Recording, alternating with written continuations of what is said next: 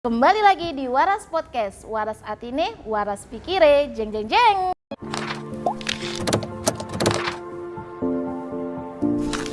Assalamualaikum warahmatullahi wabarakatuh. Halo semuanya, ini adalah Waras Podcast episode pertama.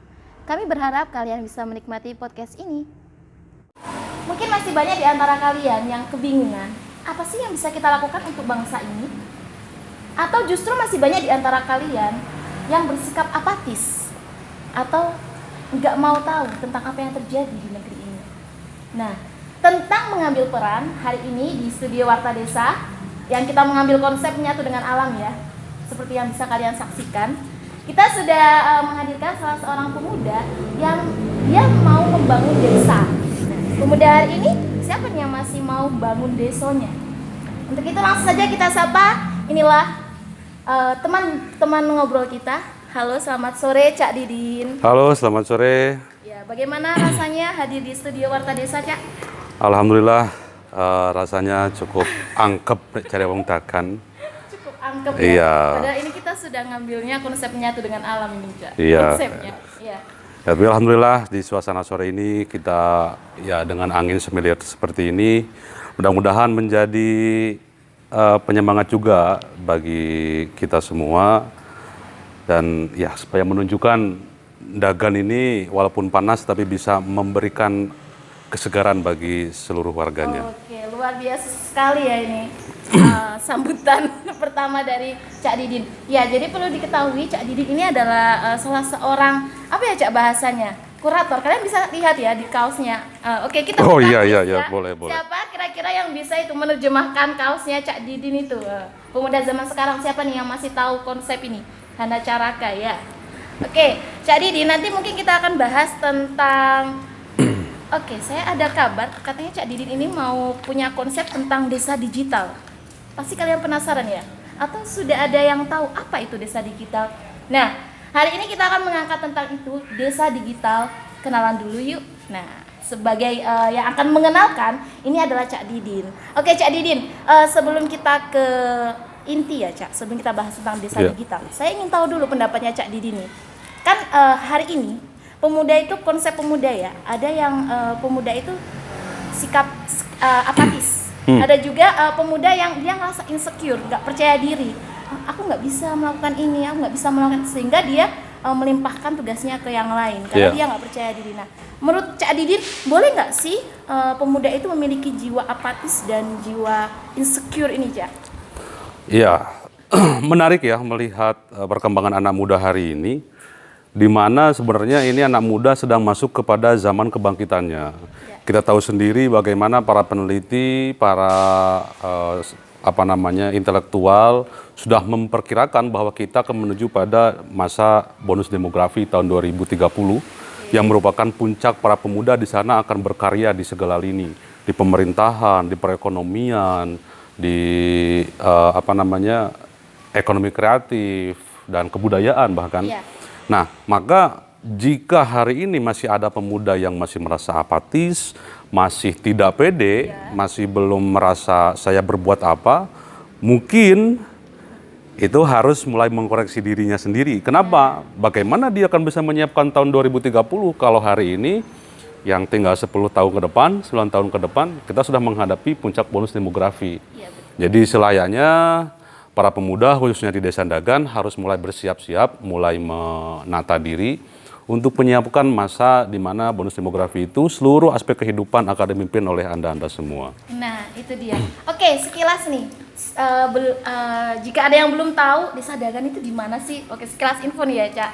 Jadi Desa Dagan itu adalah salah satu desa yang ada di Lamongan, Jawa Timur. Nah, buat kalian yang ada di Jawa Timur wajib banget datang ke sini. Kenapa? Karena kita punya banyak keunikan.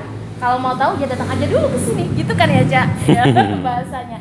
Oke, nah jadi begini, terserah, itu adalah pilihan. Kalian mau jadi pemuda skeptis atau pemuda yang insecure. Tapi ingat, kita berharap setelah kalian nonton podcast kita ini, pilihan kalian bisa berubah.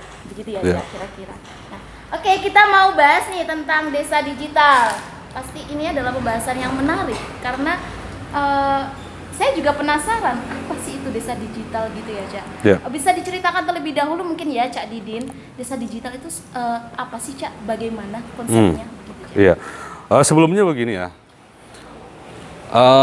desa digital itu hanyalah salah satu konsep, hanyalah salah satu bentuk yang mana sebelum masuk ke era itu kita harus memahami bahwa ada satu teori di dalam teori perkembangan zaman bahwa perubahan zaman itu selalu ditandai dengan tragedi-tragedi besar, umpamanya perang dunia dan bencana alam.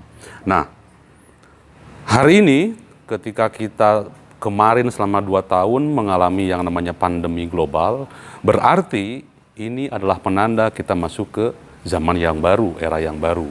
Nah, para peneliti sudah memprediksikan bahwa setelah ini kita akan memasuki yang namanya era digital. Nah, tentu di era digital ini, karena merupakan zaman baru, maka seluruh aspek kehidupan, sosial, religi, kultural akan menjadi bagian dari ranah baru ini, yaitu ranah digital. Nah, salah satunya yang akan kita bahas yang ini adalah mengenai desa digital. Nah, desa digital ini unik ya. Kenapa? Karena jauh sebelum adanya pandemi sudah dibahas di kementerian, baik itu. Dan kementerian di sini akan melibatkan 2 kementerian. Yang pertama Kementerian Kominfo, yang kedua dari Kemendes. Nah, di beberapa daerah, terutama di daerah yang dalam kategori daerah tertinggal, terutama di wilayah timur, justru sebenarnya mereka adalah wilayah yang pertama kali menerapkan desa digital. Kenapa? Nah, di Dagan ini enak, akses informasi dari masyarakat ke pemerintahan dekat, mudah sekali, datang langsung 10 menit, 15 menit nyampe. Kalau sahabat-sahabat datang ke wilayah timur, desanya di sini, pemerintahannya, masyarakatnya mungkin berkilo-kilo ke sana. Maka jika tidak difasilitasi oleh desa digital, ya mungkin akan menghambat proses pemerintahan itu sendiri. Nah, artinya desa digital ini adalah di mana seluruh aspek pemerintahan, mulai dari sistem yang ada di pemerintahan, terus prosedur pemerintahan, birokrasi yang dijalankan di pemerintahan, bisa diakses melalui platform digital, yaitu aplikasi yang hari ini mungkin salah satunya ya, desa-desa di timur terutama sudah mengenal yang namanya SID atau sistem informasi desa. Nah, itu merupakan sistem informasi digital pemerintahan desa. Jadi memang desa digital ini memudahkan ya, Cak? Iya betul, untuk memudahkan komunikasi antara seperti tadi yang dikatakan oleh Cak Didi, awalnya kan diterapkan di Indonesia bagian timur, yang itu ternyata antara pemerintah desa dengan masyarakat itu sulit menjangkaunya, sehingga digunakanlah komunikasi itu untuk mendekatkan yang jauh menjadi semakin dekat. Tapi jangan sampai yang dekat semakin jauh ya, itu salah itu. Nah, sebelum itu Cak Didin, ini juga kita akan temanya tadi terkait dengan mengambil peran ya, Cak. Mengambil peran. Kita juga akan ulik-ulik sedikit tentang warta desa tentunya, Cak. Kita akan kilas balik nih. Sebenarnya warta desa itu apa dan apa nanti hubungannya dengan desa digital? Apa saja yang sudah dilakukan oleh warta desa ini dan apa planning ke depannya? Karena ini kan kita sudah di penghujung tahun nih ya. Kita sebentar lagi mau menyambut tahun baru ya, Happy New Year. Ya, biasanya apa yang kalian lakukan ketika tahun baru? Nah, karena kita mau menyambut tahun baru, biasanya di akhir tahun nih pasti ada resolusi-resolusi. Nah, tentunya gak hanya pemuda nih, pasti di warta desa sendiri itu juga ada resolusi yang ingin dicapai. Tapi sebelum itu, Cak, mungkin dijelaskan terlebih dahulu warta desa itu apa sih dan apa yang sudah dijalankan perannya selama ini. Mungkin itu nanti bisa memotivasi pemuda-pemuda yang lain yang ingin turut membangun negeri ini. Ya, warta desa Dagan ini, jadi alhamdulillah ketika pertama kali saya berkomunikasi dengan pemerintahan desa Dagan, di sana ada perangkat-perangkat atau tokoh-tokoh yang ada di dalam pemerintahan itu sudah memiliki pemikiran-pemikiran yang dia sudah ibaratnya apa ya, sudah maju mungkin. Mungkin karena pengalamannya pribadi atau juga ya karena ada cita-cita yang adiluhung tentunya ya. Kebetulan tahun itu sekitar tepat di bulan ini, bulan Desember tahun 2019, saya ngobrol-ngobrol ringan saja bersama Bapak Kepala Desa Dagan, Pak Warjidan, dan kebetulan di sana ada Pak Sekdes, Pak Kasno. Di sana kita ngobrol ringan, tetapi di tengah-tengah obrolan itu, Pak Kasno yang juga merupakan salah satu perangkat yang ya paling muda di pemerintahan di tahun 2019 itu, ada pemikiran tentang bagaimana nih caranya desa kita ini maju. Nah, tentunya standar-standar maju ini apa indikatornya? Nah, salah satunya indikator kemajuan pemerintahan itu di mana pemerintahan itu bisa menyesuaikan dengan kemajuan zaman. Nah, maka waktu itu saya ngobrol, begini Pak, di timur itu sudah ada nih pemerintahan itu, dia sudah seluruh birokrasinya dilakukan dengan cara online melalui sistem informasi desa atau SID tadi. Maka sejak tahun 2019 itu Pak Kasno meminta saya untuk bagaimana cara menginstal atau memasang aplikasi itu dan diterapkan di pemerintah desa. Nah, awalnya yang kita bangun itu sebenarnya sistem pemerintahannya supaya bagaimana surat menyurat bisa dilakukan secara Dan waktu online. itu sudah berhasil ya, Cak? Sudah berhasil, tetapi masalah input data kita masih proses. Nah, itu pada awalnya. Lalu kemudian karena Pak Kasno ada ide untuk mendigitalkan proses birokrasi desa, kemudian terbesitlah, oh iya ternyata kayaknya nih yang perlu diakses tidak hanya sistem birokrasinya saja, kita juga perlu nih mempromosikan desa kita. Maka dari situlah ada ide Jadi untuk itu membuat 2019 ya. 2019 bulan Desember, ada ide untuk membuat satu platform atau satu channel lah mungkin untuk memberitakan tentang kabar-kabar, informasi-informasi yang ada di desa. Maka saya beri nama Warta Desa. Warta artinya berita, desa ya teritorialnya itu adalah desa. Dan uniknya lagi nih, Cak, saya dengar yang meliput itu bukan dari luar, tapi memberdayakan masyarakat desa Dagan sendiri ya, Cak? Ya, betul, betul. Jadi Warta Desa Dagan ini konten-konten bisa dilihat sendiri baik di Facebook atau di YouTube. Lihat di sana konten-konten yang diangkat adalah potensi-potensi masyarakat desa. Yang kedua potensi-potensi perekonomian desa, juga ada potensi-potensi wisata yang akan bisa dikembangkan oleh pemerintah desa. Nah, mungkin ini yang disebut konsepnya dari desa untuk desa oleh desa. Betul, betul. Jadi yang sekali. mengelola adalah masyarakat desa sendiri dan yang menikmati hasilnya juga masyarakat desa sendiri. Iya, Wah, betul. ini unik sekali, ini harus dikembangkan ya.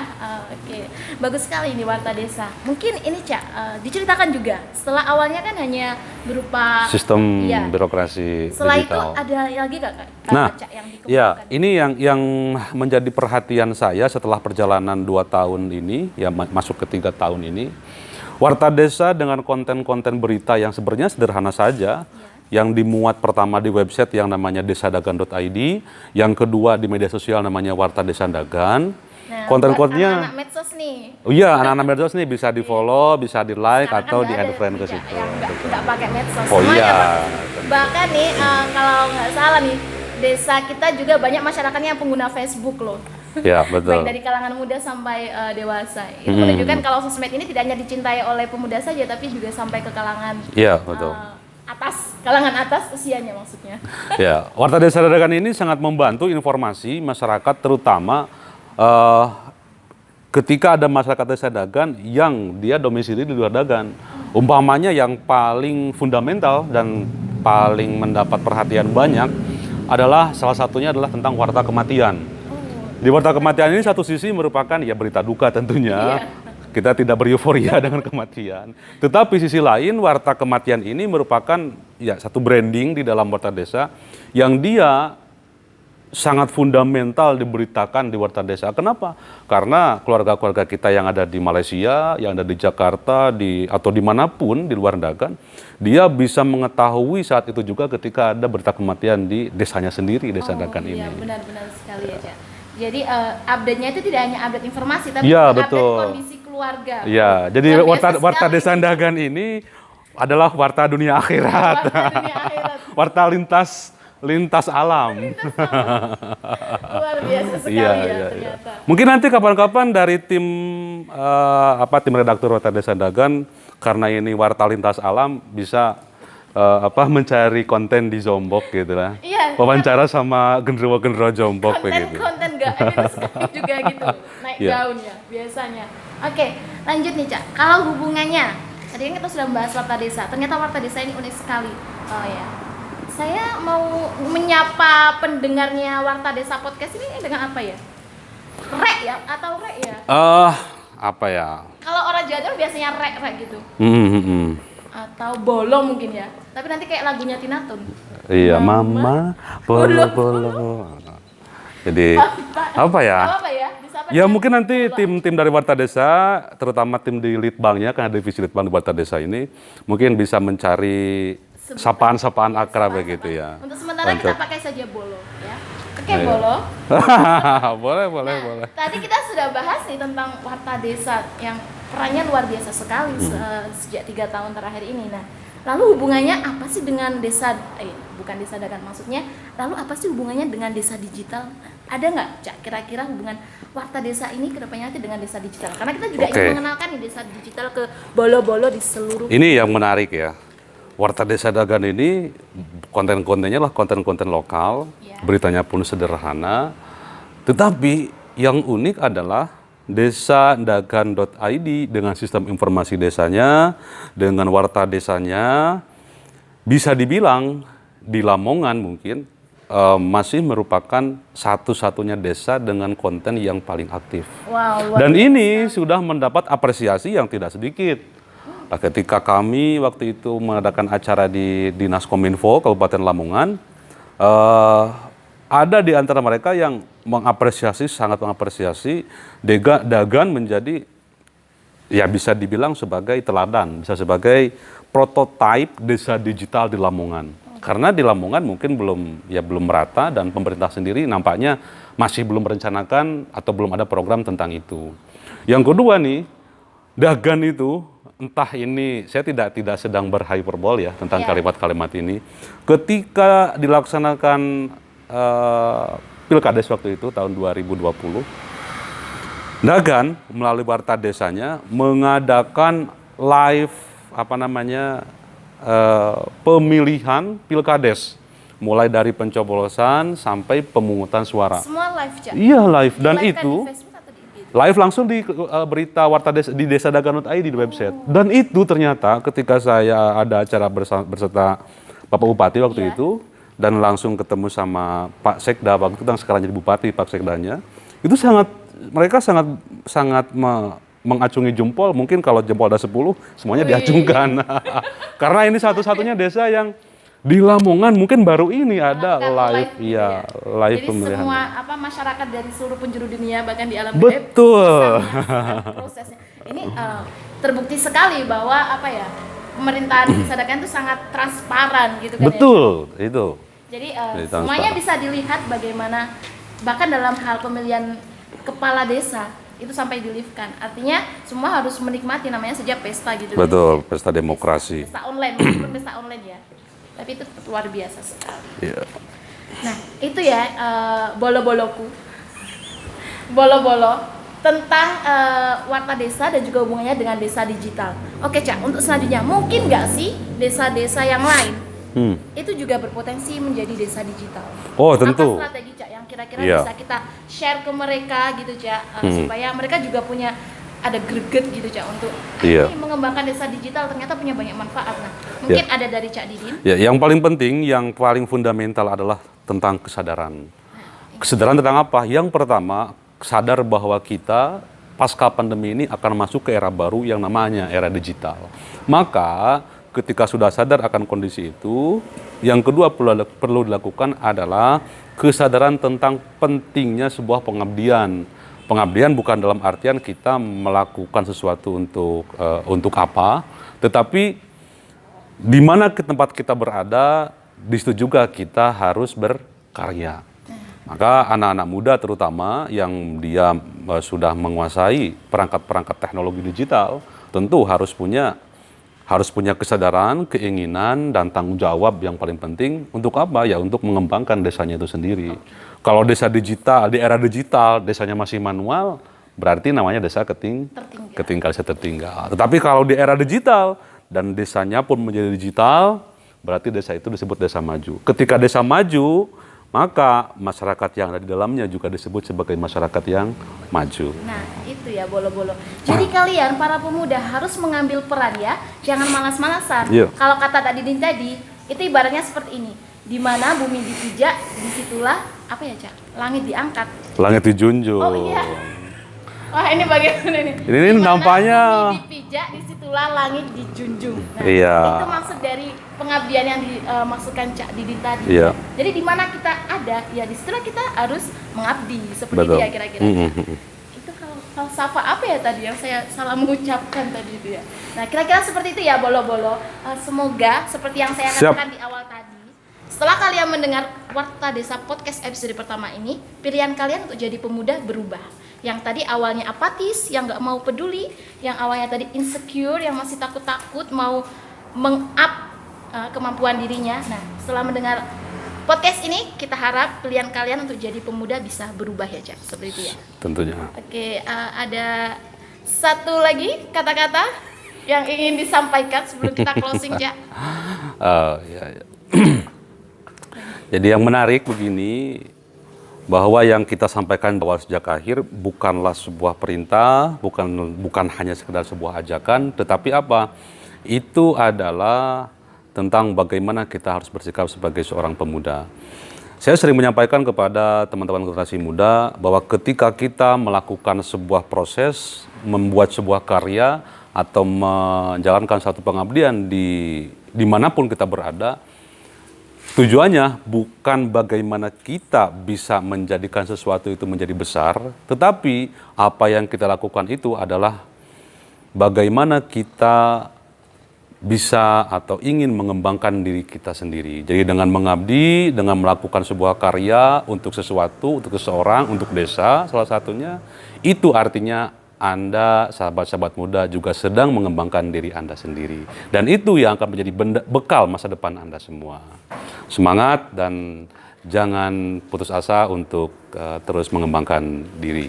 Oke, luar biasa sekali ya bolo-bolo bincang-bincang kita hari ini. Oke, mungkin itu saja ya dulu episode pertama ini. Semoga kalian bisa menikmati dan terus mengikuti konten-konten kita selanjutnya. Kita berharap podcast Warta Desa ini berumur panjang tentunya ya, Cak. Iya. Terima kasih Cak Didi sudah datang. Ya, terima kasih sama-sama. Di studionya Warta Desa yang mengambil konsep mendekat dengan alam ini. Iya. Tapi apakah memang sengaja ngambil konsep alam atau memang belum punya studio ini? Bisa jadi Warta Desa belum punya studio nih memang ini. Ini kita mengambil ingin dekat, kan sekarang gitu Cak, hashtagnya lebih dekat dengan alam. Nah, kita ingin menerapkan konsep itu lebih dekat. Iya. Kalau orang dagang bukan Harus sekedar dengan lebih alam. dekat. Kalau orang dagang bukan sekedar lebih dekat dengan alam, dia emang di tengah-tengah alam itu sendiri. Karena masyarakatnya setiap hari masih ke ngalas, masih nyari pakan gitu kan. Iya. Itu potensi yang bisa kita kembangkan. Bolo-bolo di dunia, tetap jangan lupa untuk mengambil peran menjadi pemuda yang inspiratif dan inovatif. Karena ini sudah di akhir tahun, kita harus punya resolusi nih untuk awal tahun besok ya. Sudah tinggal menghitung hari lagi. Nanti mungkin tim dari redaktur bisa membuat kaleidoskop tentang Warta Desa dari 2021 awal sampai bulan Desember.